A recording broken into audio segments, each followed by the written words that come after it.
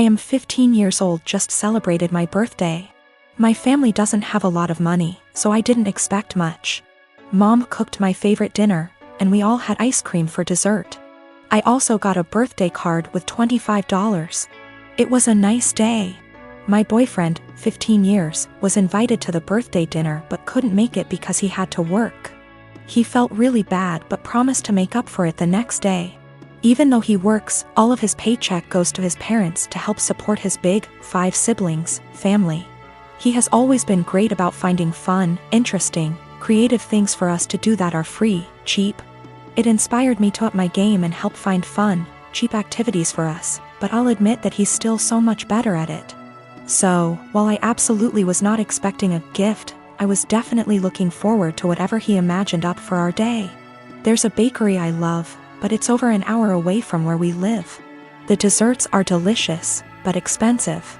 I often talk about this one cupcake I love from that bakery, but I can only enjoy it when I'm in the city and can afford it.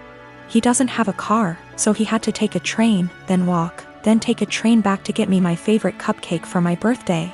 He also planned a historic walk of our town, with a bunch of obscure history he'd researched that I didn't know about. It was awesome. I asked to go home to put the cupcake in the fridge while we walked so it would be nice and fresh for me later. We went on a nice long historic walk and it was a great day. Not gonna lie. When I got home my mouth was already salivating thinking about that cupcake. When I opened the fridge, it was gone. I found the empty container in the trash. I went to the living room and asked my parents who ate my cupcake, and Dad dismissively said he did. He thought it was an extra. I threw a shit fit. I said it was my birthday cupcake and he was an asshole for eating it. He said if my BF really cared about me he would have bought me more than one, and that they gave me $25. So go buy more if it's really that important. He doesn't think he did anything wrong and is calling me an entitled brat for being upset. I think my BF went above and beyond to get me that cupcake, much more than my own father did for me, and he should feel ashamed and apologetic for what he did. I was dating my boyfriend for 2 years. We didn't live together but lived on the same street and I was always over at his place. We each had kids from a previous relationship, so I wanted to take the whole living together thing slowly. But we were together all the time and I just maintained my own residence. He commuted for work, and I knew his department got a new secretary. She was younger and married and had recently had a baby. I knew they were work buddies and I even bought a birthday gift for him to give to her. After about a year, she moved to another state. My boyfriend and I decided to move in together and we lived together for a year when I found out that he and that secretary had some type of non-physical but still romantic relationship while they were working together. And that is why she ended up leaving, because they both realized it was not appropriate. I stumbled on old emails between them that were strange. Calling each other pet names. He was calling her baby and sweetie in work emails. Telling each other that they couldn't wait to see each other at work. Meeting up in the cafeteria for coffee every day. He told her he loved her. She lamented that she couldn't stop thinking about him while at home. They had little quarrels. I also realized that he was still Facebook friends with her. We talked a lot about this and he said he was just so unhappy at work at the time and unhappy with our relationship, because we didn't live together, that he was vulnerable to attention from a beautiful woman. He said it never became physical, but they were very emotionally entangled at the time for many months. I had no idea at all. He said together they decided the best thing was for her to accept another job offer which he helped her get. He's very remorseful sometimes. Other times he will tell me that it's partially my fault because I rarely stayed over. I was doing everything for him to help him out because I knew how busy he was and how stressful life was for him back then. He will also try to tell me I was too cold. I've tried to move past this. I told him he needed to delete her from Facebook, and he did. It's been over a year since I found out, but I still feel so much hurt and anger if I think about it, or if something triggers me. Even something as stupid as a movie where the man is hooking up with his secretary. It's been over a year of anger, fighting, hurt and drama. The man I thought I was with is not the guy who would speak to his married secretary like that. Should I just give up? I'm tired of feeling this way.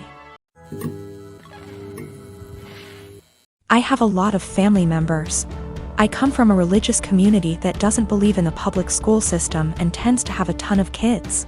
I have an older sister, Julia, a stepbrother, Ron, a stepsister, Molly, a half-brother, Joe, and a half-sister, Lucy. Growing up, all of us were homeschooled. This involved a lot of neglect, lack of textbooks or seasonally appropriate clothes / shoes, unheated house, and sometimes physical abuse. I lived mostly with my mom, but spent weekends with my step-family. Both houses were dysfunctional. My stepmom used to have a severe problem with alcoholism, although she's been better in the last few years. Ron is my best friend and I would be lost without him. We've supported each other through years of hard times. And we discuss a lot how our lives could have been different if we'd been sent to school or generally had a more healthy home life. Obviously, we don't want the same thing for our younger siblings. And don't want to see them struggling in minimum wage jobs while trying to study for a GED the way we're doing. When I went to visit him recently, I found that my stepmom had gone out of the country for an entire week and left the youngest two at the house. Ron and Molly both work. Molly hasn't been doing any homeschooling for about 2 years and are out of the house for most of the day and night. I tried to help Lucy with her math homework, but she was extremely behind grade level and kept getting distracted because she had to make lunch or do chores. Joe spends all day in his room playing video games and gets no guidance from anyone. I try to as gently as possible get him to do some reading, but he doesn't understand how serious the situation is. And obviously is having too much fun to care. So I called CPS and reported educational neglect. And obviously everyone knew it was me.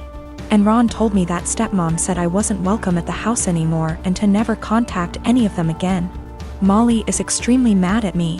She blocked me on Facebook and doesn't have a cell phone where I can reach her. Julia, who somehow heard about all this despite living across the country, also blocked me on Facebook and reported my Facebook as impersonating a celebrity. Facebook deleted it, generally making everything harder. This stings even more because I'm already estranged from my bio mom over my religious beliefs. I now have no family members left, besides Ron, thank bejeebus, who want anything to do with me. I feel like I make enemies everywhere I go. Ron has been saying for years that he can't call CPS, and I guess this is why, but at least he doesn't blame me. He suggested that I try to talk to stepmom once some time has passed, but I would have no idea where to begin. He's a fashion photographer, meaning he works alongside many beautiful women in his profession. Stylists, hair and makeup artists, and of course, models. This is actually how we met. I modeled my way through college and he photographed me, after which we became friends and eventually started dating. We have been together now for almost 3 years. I've since stopped modeling, but he is still a photographer. Never once in our relationship has he given me any reason to question his fidelity. With the exception of me, he has never dated or even befriended any of the models he has photographed. That was, until Rachel came into the picture. I've met Rachel. She seems like a fun chick, the type of girl who draws a lot of positive attention just by entering a room. She's beautiful, but her personality really shines through. She makes you feel like you're her best friend when you're talking to her. A very cool person through and through. That said, I'm not the only one who feels this way. My boyfriend also adores Rachel. The first time he photographed her, he stayed late at the studio and discussed ideas for their next shoot for nearly 3 hours. He was actually late for a night out with me because of it. But he's always had terrible time management, so I didn't think anything of it. The lateness has now become a steady, recurring factor in their shoots together. They hang out long after the stylists and makeup artists leave the studio. They also text a lot, and he's always smiling to himself and laughing when he reads the messages she sends him. At first he would show them to me and try to include me in on all the fun, without me asking. But he abruptly stopped doing that around 2 weeks ago. He tilts his phone away from me now when Rachel messages him. I'm not the jealous type, but if my BF had a history of doing this with the other models, I'd let it slide. The fact that he is only like this with Rachel, and me, I suppose, makes me wary of what might have transpired between them. Rachel herself has stopped talking to me. We used to communicate and have an easy, casual friendship via IG and Snapchat, but she pretty much ignores me now. Guilty conscience? I don't know. The real kicker is, my boyfriend now has a photo of Rachel as the wallpaper on his phone. He's apparently proud of the concept and the editing, and claims it has nothing to do with Rachel herself. Which is totally believable, but doesn't sit right with me. I told him that and he told me I was being irrational. Rachel is single, by the way. She and her BF broke up around 3 weeks ago. I really don't want to fall into the jealous GF trope, but what else am I to think? I don't want to make crazy demands and accuse my BF of cheating on me. Even emotionally, but he really does seem to be fond of this girl in a way that really hurts me. He has other female friends and he doesn't act that way with them. He's capable of being friendly with a girl without flirting or acting suspicious, but with Rachel it's different. He has slowly become very attached to her and I feel like I'm losing him. I have expressed this to him a couple of times, but he always tells me I have nothing to worry about and that he and Rachel are just kindred when it comes to photography. The long nights, constant texting, and phone wallpaper mean nothing. Oh, by the way, she's practically naked in the photo and it wasn't taken for any sort of publication, just for fun. Am I being irrational? Unreasonable? How would you feel in this situation? What would you do? Update. My photographer boyfriend has been growing very close to one of his models, and acting dismissive of my concerns regarding their work relationship. He has a practically naked photo of her as his phone wallpaper. WTF am I supposed to think? He and I are meeting for lunch in an hour. He confessed. I'm kind of a mess right now, but I'm lucky enough to have an amazing support system and a clear head. That's all I really wanted out of this unfortunate situation. My boyfriend, ex-boyfriend, has never taken nude or even partially nude photos of me. Although I modeled in high school and university, my primary focus has always been stage acting. He took my headshots. That's how we met. Not that it really changes anything. Just a bit of insight, I guess. When we were younger and when the relationship was newer, I would accompany him to his shoots all the time. But my own career is very time-consuming nowadays. I know of multiple model/photographer relationships where they accompany each other to every shoot. And I've nothing against doing that, but I personally would rather just trust that my SO is on their best behavior. Obviously what happened here kind of squashes that, but I stand by it. If I have to be there in order to make sure my SO faithful, chances are they'll find other ways to cheat. Okay, now for the good stuff, or I guess, the bad stuff. I met him for lunch Friday afternoon. We went to our favorite sushi joint overlooking the ocean, and I ordered more than I could handle. Stuffing my face while trying to decide how to broach the topic of Rachel, but most importantly, our relationship. I went into that meeting with a righteous, ass-kicking speech prepared, but I forgot every word of it almost immediately after we sat down. I guess he could tell there was something on my mind, because he asked me if I was all right, if he had done anything to upset me. Snorts. Yes, Ian, you've upset me very much, actually. As soon as I gathered the confidence to look him in the eyes, I point blank asked him, "What's going on between you and Rachel?" His mouth flew open as if he were completely and utterly taken aback by the implication, but I cut him off with, "Do not bullshit me." I tried my best not to let anger get the best of me. I really did. I wanted to stay cool, calm, and collected like so many women on this sub. You know the ones. Those intense stories of cheating husbands wherein the wife takes to relationships, garners a ton of support, and then updates us later with a well-constructed storybook post detailing the evidence she has collected against him and the meeting she had with her uncle or sibling, who just so happens to be a divorce lawyer. Yeah, I'm not a badass like that. I wish I were. But I'm honestly just an overly emotional doormat, and I knew going into this meeting that I was either going to cry or gouge his eyes out with my mind. Because I had somewhere to be later, I took a hard left and got super angry. He could see it in me, the anger bubbling over. The people in the restaurant were starting to stare at us, too. In order to save face, I threw money on the table, with tip, and told him to meet me in the parking lot. If I'd had a switchblade on me, I can't say for certain I wouldn't have channeled my inner jet and beat his to the pavement. Kidding. Totally kidding. We met inside my car. He climbed in after me, his head down as though he were ashamed or, I don't know, guilty? I asked him how, and he explained everything to me. No preamble whatsoever. The moment he met Rachel, he felt some type of way towards her. He couldn't tell whether it was just a silly crush or something more, but he knew she felt it, too. How cute. They kissed the first night they met. The night he nearly stood me up. They had crazy, emotional, forbidden intimate the night she and her boyfriend called it quits. And they've been ever since. He mentioned he has always used a condom with her, but I don't care. I'm getting tested.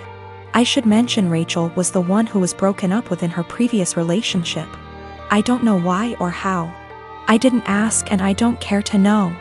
Funnily enough, Ian said he doesn't want to be with Rachel, he wants to be with me. And he even provided text messages to show that he's the one who decided not to pursue anything with her on official grounds. But I told him I give zero about what he wants. And unless he can go // his eyes, he should get the out of my car and erase me from his mind before I erase him. I literally said that. In any case, I went home later that day and drank a lot. My friends and family, and most of Ian's friends and family, have rallied around me in support. I guess he told his mother we broke up and how it happened, because she called me this morning and said she's disgusted with her son and that if I need anything at all, she's always there for me. For real, I'm going to miss his family. They're good people. The best people. This is my first adult breakup, by the way. The type of breakup where you're required not only to break up with your so but with their family and friends, as well. These people you've spent so much time getting to know and growing to love, are suddenly not in your life anymore, and it's kind of daunting, really. Daunting and sad and infuriating all at the same time. So, that's the conclusion to this story. That's what happened. P.S. He admitted to cheating with Rachel and then I dumped his. So far, his mother, his teenaged stepbrother, and 2 male friends of his, have reached out to me saying how disgusted, ashamed and embarrassed they are on his behalf. On top of 3 mutual friends. It hasn't been 2 days yet,